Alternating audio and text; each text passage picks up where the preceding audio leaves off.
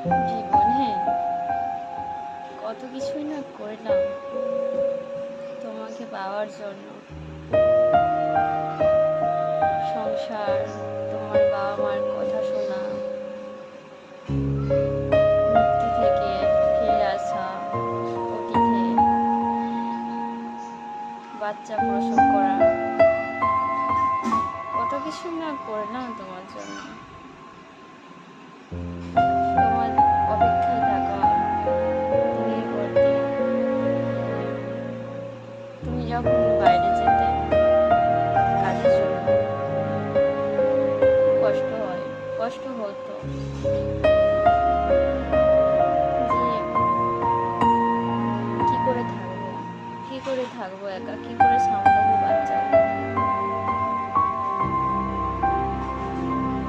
সব কিছুটা একাকে সামলানো, এই কষ্ট কেউ বোঝে না। একান্ত নিজের কাছে রয়ে যায় এই কথাগুলো, যে স্বামীর জন্য এত কিছু করা সে বোঝে না।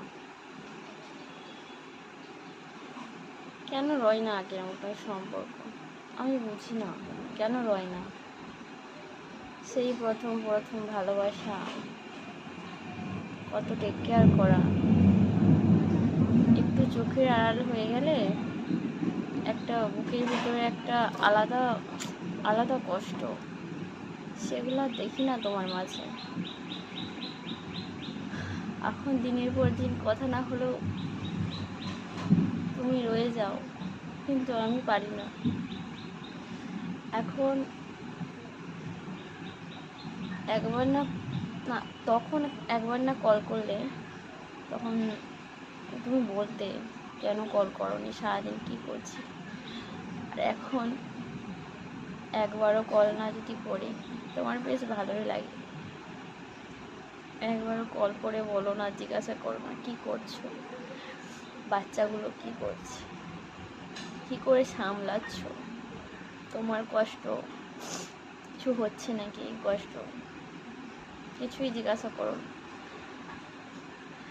কেন কেন রয় না আগের মতন সব কিছু, কেন এত অবহেলা বেড়ে যায় সময়ের সাথে সাথে,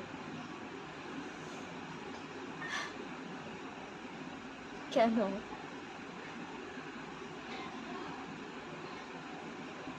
বুঝি না। কেন এই কেনটাই রয়ে যায়, কেন।